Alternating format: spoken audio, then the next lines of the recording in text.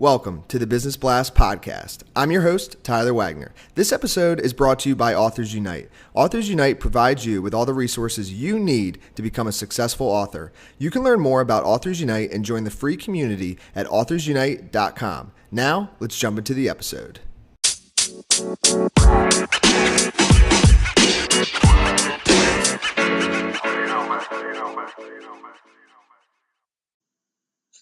All right, everyone. Welcome back to another episode of the Business Blast podcast. I'm your host, Tyler Wagner. Today, I have Elliott with us. He's a recruitment consultant, a former teacher, and is looking to build relationships with clients and candidates and grow his professional network within the IT, business, and technology sectors. So welcome to the show, man.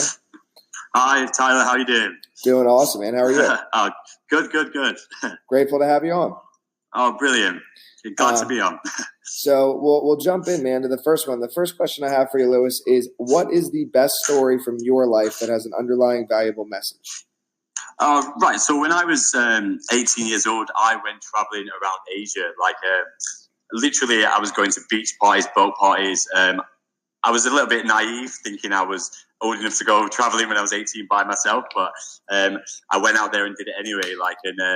After a few months, I dislocated my knee. I was probably in a bit of a mess, but the thing I learned from that trip and that kind of getting myself out there was that the people I met and the people that I kind of associated with weren't people that I'd normally associate with in normal life.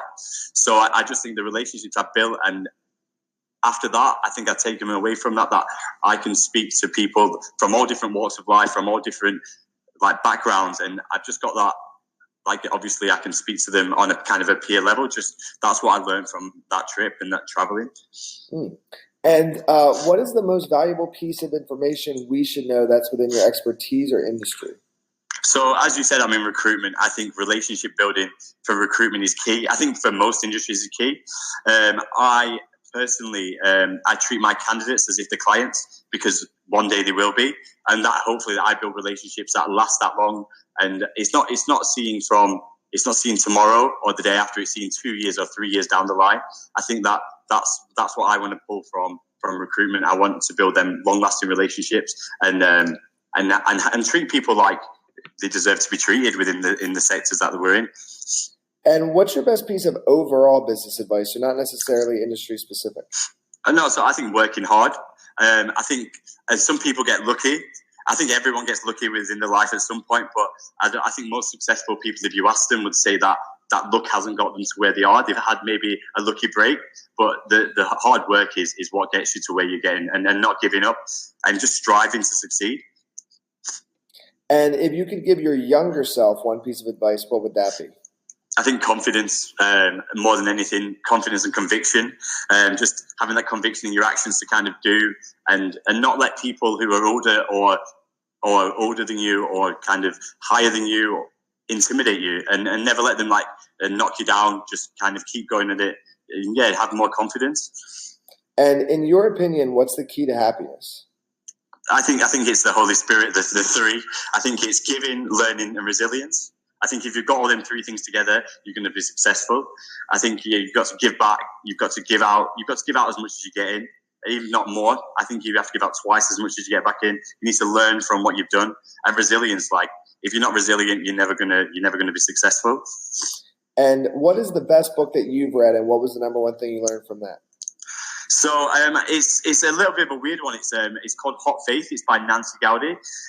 She built an empire within England. She built a performing arts centre, and basically she's done that all off the back of herself. She didn't come from money. She's kind of, the money's filtered in from other places, but she just went with her gut in everything. And all the way through that book, it's the underlying message is go with your gut, trust your gut, trust your instinct, and go with it. And what is your favorite quote and why? This is very British, but it's a Winston Churchill one. It's success is not final. Failure is not fatal. It's the courage that counts. And I think that I live by that. I think it's amazing. It's an amazing quote. Yes, man, I agree. Dude, thank you so much for coming on. The last No question. worries. It's been a pleasure. Yes, man, it has been. And I got one more question for you, though, just before we let you go, and that is, where's the best place for people to find you online?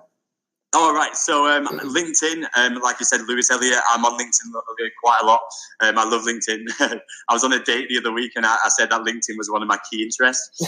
Also, with Transition Partners, the company that I work at is www.transitionpartners.com.